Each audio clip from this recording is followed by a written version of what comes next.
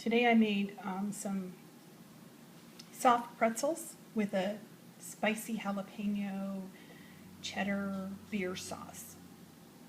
And you can also make it, like if you had a party, you could make the shape into the, small little pieces. And yeah. Can hardly wait. Yum. Look at that dough. It's beautiful. And the sauce makes enough for 8 of these size bowls. So everybody can have like their own sauce and they can double dip and yeah, just go to town on it. I already started making this and then I thought, oh, I should record it. But I put in here a 1.5 cups of warm water, like the temperature you would make a baby's bottle, and then a package of yeast and a tablespoon of sugar, and I mixed it up. And I'm just letting it sit so that it can let the yeast develop. Okay, the yeast is activated, and I'm going to add 4 tablespoons of melted butter and a teaspoon of salt. And I add the salt now so that I know that it doesn't inhibit the yeast when it's proofing. Now I'm going to start adding a total of 4.5 cups of flour, but I'm going to do it like a cup at a time and let it incorporate. So put a cup in, mix it.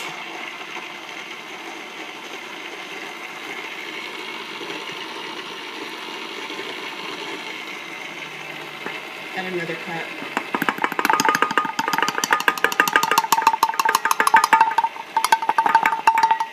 And I'll keep doing that until I get a total of 4.5 cups into the mix. After the dough comes together in a ball, I'm going to knead it for about 5 minutes. After the 5 minutes of kneading the dough, I have a big bowl with a little bit of oil in the bottom, and I'm just going to put the dough in it. And just feeling the dough, you can tell it's going to be a good pretzel dough. I'm going to cover it with some plastic wrap and let it double in size. Okay, the dough has doubled in size, and what I'm going to do is I'm just going to put a little bit of oil on the counter, and then I'm going to divide this dough into 8 pieces. Start rolling out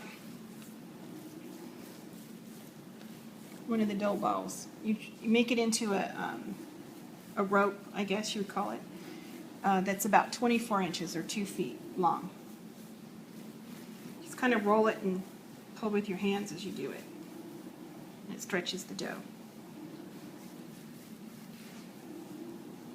And that's about 2 feet. Once you've had your dough that's rolled out, take the dough, cross it over, and you kind of pinch it here and then just kind of shape it into a pretzel. So it looks something like that.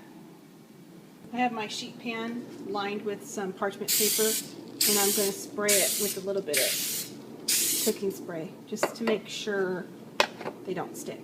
I rolled out 6 of them and formed them into pretzel shapes, and then I had 2 more that I rolled out and I cut into about 1.5 inch pieces. And the reason I'm showing you this is, as you guys know, I do catering, and if you were doing a party, instead of making the big old individual pretzels, you could do them in little pieces. And I do that sometimes. Like if you had a Super Bowl party or something like that, you could, in lieu of doing the pretzels shaped, you could just do them in these little pieces. They're going to cook up the same, and then people can use it to dip with. But I made 6 pretzels because we got 6 in our family, and then just a few little ones just to show you what you could do if you didn't want to make pretzels. You wanted to use the same recipe and use it for a catering type of thing. In the pot I have 10 cups of boiling water, and I'm going to slowly add 2/3 cups of baking soda. And this is going to make an alkaline solution, And I'm going to actually cook the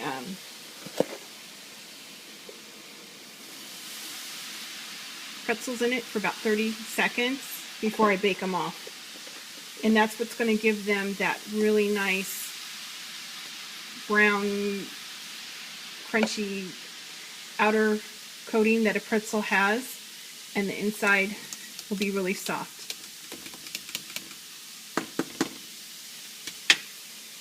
So what I'm going to do is I'm going to cook them one at a time. Just float it right in there and cook it for 30 seconds.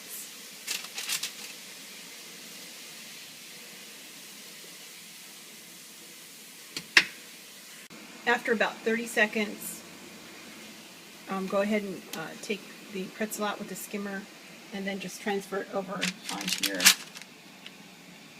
cookie sheet. Same thing if you were going to not make the pretzel shape, but you're just doing the little pieces.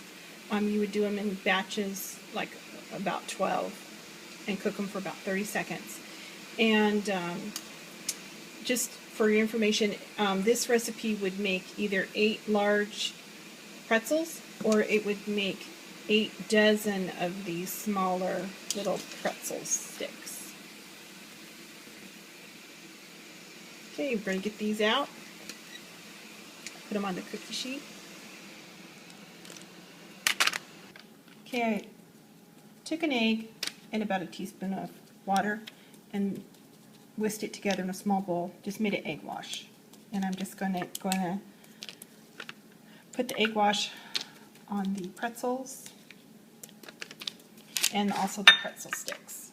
Next step, add a little bit of salt. And they make pretzel salt, or you could use kosher salt. Today I'm using salt like that has herbs mixed into it, like herbs Provence or whatever they call it. And that's what I'm using. But you can use whatever you want.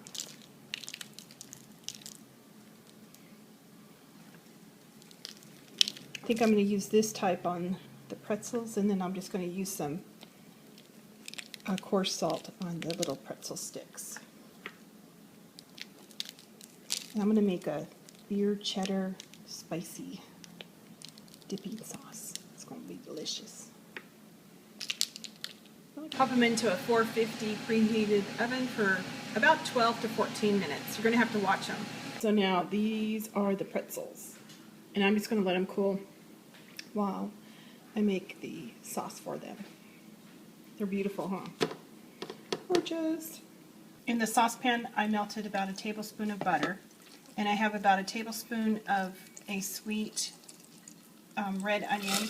You could use shallots, or you could use like a Vidalia, or some sweet onion, but chop it really fine.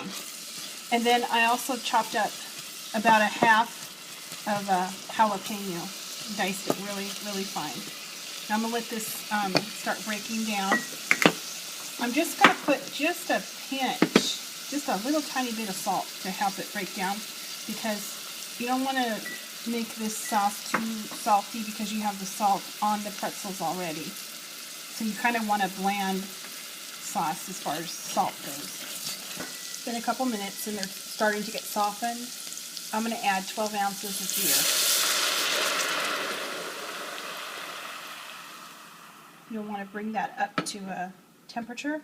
Now that the beer has come up to the temperature, you want to add 8 ounces of extra sharp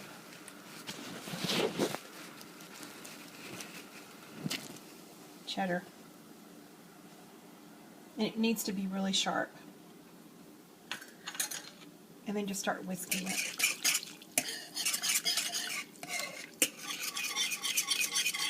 Here I have 8 ounces of cream cheese that I cut into squares and then dusted with about a tablespoon and a half of flour and let it soften at room temperature. And now that the cheese has melted in with the beer, I'm going to add the cream cheese mixture. Just keep whisking until that cream cheese melts and the sauce thickens. The sauce is thickened, and it's going to thicken up even more when it cools down a little bit. So I'm going to take this off the heat and transfer it to a bowl. And it's going to make enough sauce that everyone gets their own little dipping bowl. Enough for 8 people. Or if you were doing a party, you'd have one big bowl. But here's those little ones.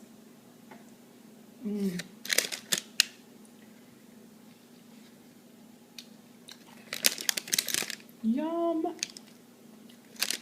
Since this is my bowl, I'm going to double dip. I sure am. Wow, that's good. Wow. And the sauce tightens up a little bit as it cools down.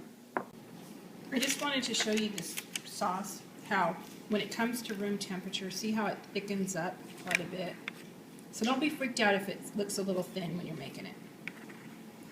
Just an excuse for me to get another bite. You can also make a basic Mornay sauce by melting 2 tablespoons of butter in a saucepan, adding 2 tablespoons of flour, whisking together, cooking it for about a minute to make a roux. Add 1 cup of milk, bring it to temperature, then add 8 ounces of shredded sharp cheese. Keep whisking until it melts.